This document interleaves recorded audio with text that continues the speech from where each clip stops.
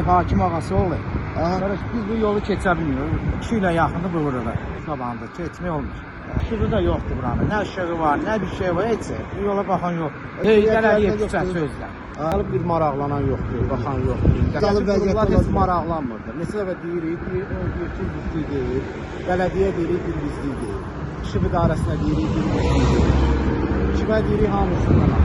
Bu yolunda kasıb buradan, çox çətinlik çəkilir buradan keçməyə.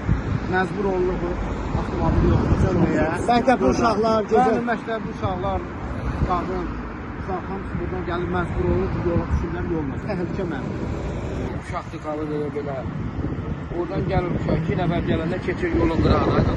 Oradan maşınçılıq edir, bir hadisə ola bilər.